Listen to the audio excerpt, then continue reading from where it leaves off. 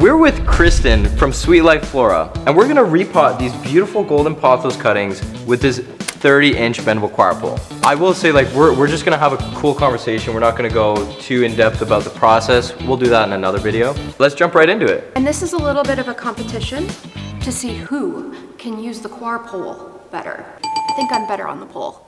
We'll see. Well, let's see. Don't use that part. So I'm just gonna go ahead and you wanna mix the soil? We'll mix it together. Okay, so we got some beautiful soil with some perlite and some chunky charcoal and bark mix.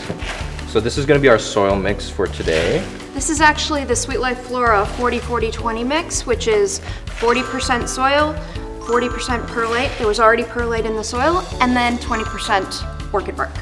And this one we'll collaborate on. This is not a competition. What? I'm so good at competitions.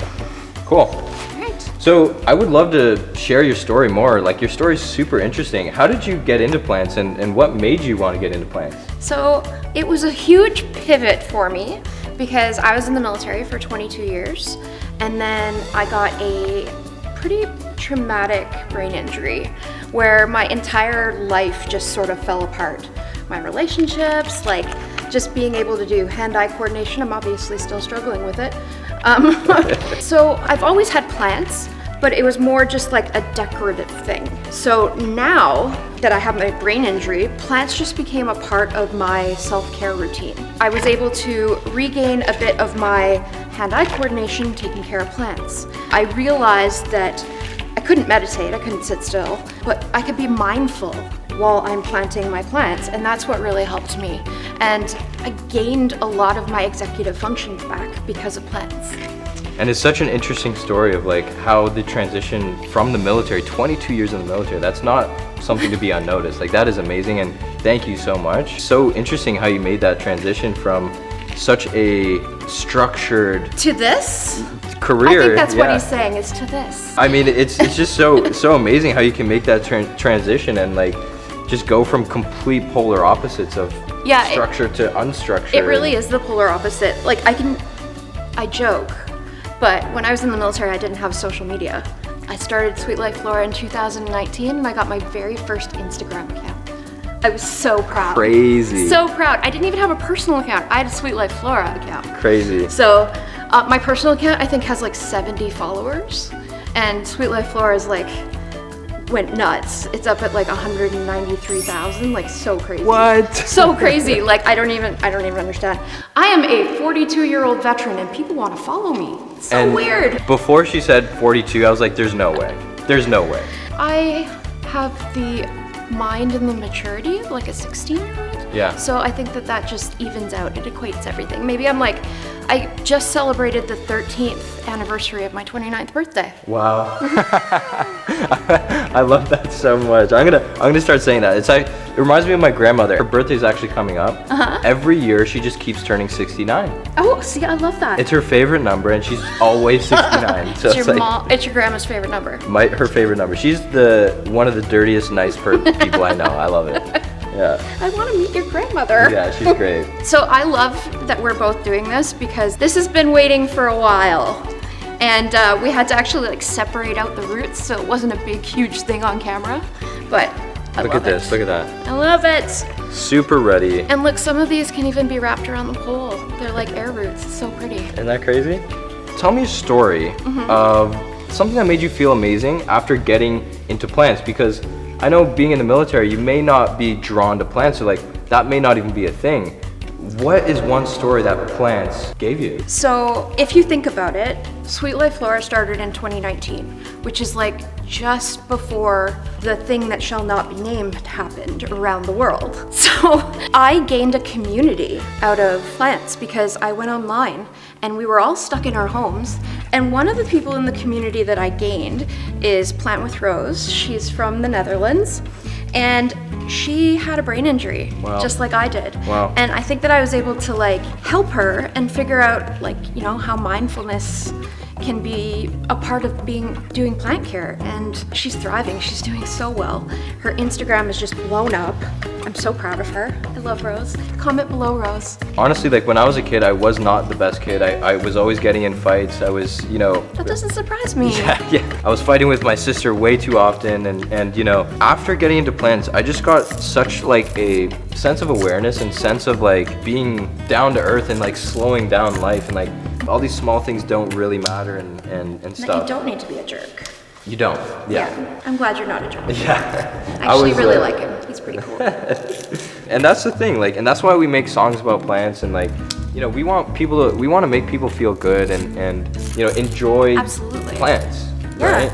100%. I try to make content that is accessible for everyone, so that even someone who's like a brand new plant parent can jump in and figure out how to care for their plants. But also, like, I think the great thing about you and I is that we make sure we're accessible to people. Like, we answer our DMs. We talk to people in the community. Being a part of the community is something that's super important to me. Yeah, and that's like one thing that I learned too. It's like there's a lot of new people in this space, and some people just assume that everybody should know everything. Thank you. Everybody should know everything, but no, like you don't know everything. You have to be taught and learn from different people in the industry. So I love it. I enjoy it so much. Absolutely. I think one of the most fun reels that I did was that I wanted to learn from people in the community, because I don't know everything, right? It's just it's a process. And the thing is, like we're doing now, everybody has a different way of doing things. Absolutely. So your plan is going to look completely different than mine. I'm actually going to try to follow the natural bend in this plant. So you can see it's got a little bit of a right angle here. So I'm going to actually like take that into account and put a little bend going right that way, so that we don't have to change the plant's natural flow. I'm going abstract. I'm thinking Play-Doh. No, what's his name? Oh, what's that artist name that makes really good painting? Picasso? Not Picasso. Yeah, Picasso. That's my motivation and inspiration. So, Van Gogh. You're missing an ear if you're Van Gogh. Ouch, my ear. Mona Lisa. That's Da Vinci. You're right. So, exactly. So, like twice, but different. So, my strategy. I like it. I like it a Yeah, lot. thank you. I don't think this plant is a Da Vinci.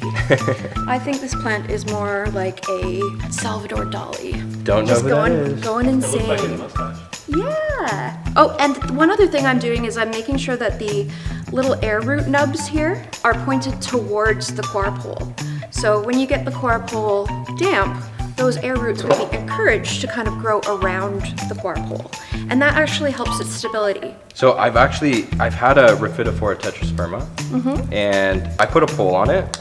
So I didn't really moisten it, I didn't mist it and all the stuff. And there was 2 different aerial roots almost grabbing on like a claw. It was really cool. That's so neat. I have a photo, I'll show you later. So I've got another angle here on this guy, so I'm just gonna right angle it up and follow those air roots right there. Pretty cool.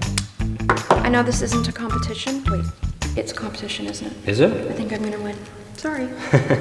A question that I get asked a lot by my followers is, how do you keep the coir pole or the moss pole damp in order to encourage those air roots to grow into it? So that's a great question, and it's one of our most asked questions as well. For the coir pole, this one's actually like a moisture resistant, so they actually use this rope on ships. Right. It does not deteriorate even in saltwater conditions. So this one's actually really, really good, and it's very aesthetically pleasing, not too messy. Whereas the moss pole is really meant for these aerial roots. So these aerial roots do want something moist to dig into. What we recommend to our community is to moisten the section or the area and either wrap it in some type of plastic wrap. Yeah, plastic wrap. Yeah. I've seen that before. I've actually seen that before with your moss poles. But you're 100% right. It's about keeping and focusing the moisture towards those air roots in order to encourage them and to make the plant stronger. Yeah, and everyone. His abstract is just not working for him. Yeah, everyone has like their own different way of doing things, and the main, like, it is very hard for any moss pole. It doesn't matter where you get your poles or this or that, to keep them moist, right? It's a struggle. I personally leave my moss poles dry, but don't make fun of my Picasso All design. this talk of poles. Poles are the best, okay? Well, I like your poles, so. You know what I mean? I'm done here. Are you? I'm actually gonna give mine a drink. Oh, Oh, good idea. if you want to give yours a drink. We have this beautiful muddy water, so I think that's absolutely perfect.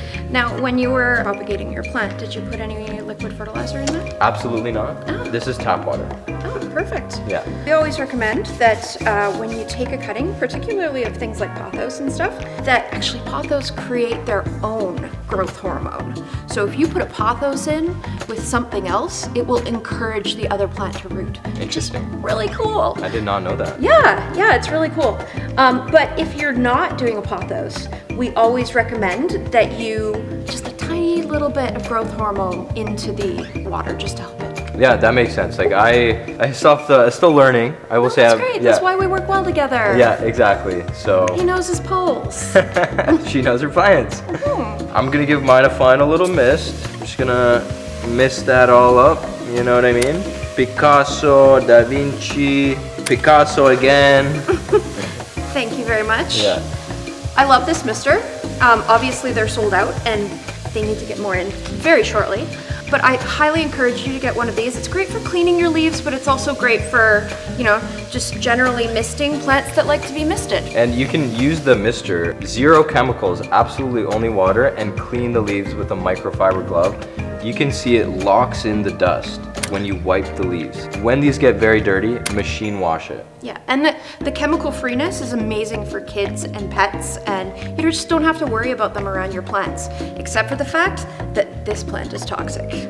Wow. Yeah, I think that you Da Vinci did. I think that very you... Sweet. I went with the flow. You did. You very did. The flow of the plant. I very did. Who did the best? It's definitely me. SLF, Sweet Life Flora. Or M. Just M. Which one is better, SLF or M? M. You be the judge. Well, Kristen, thank you so much for coming out to our studio and doing this potting challenge. It was an amazing time getting to know you and learning about your story. Amazing story. And getting to know you too. And if you're not already following Kristen and Sweet Life Flora, do that now, but I know you already are, so don't worry about it. Of course you are. Who wouldn't be? Subscribe and like, or like and subscribe. We enjoy doing this. Yeah, it was fun. So we hope you enjoy, and we will see you again very soon.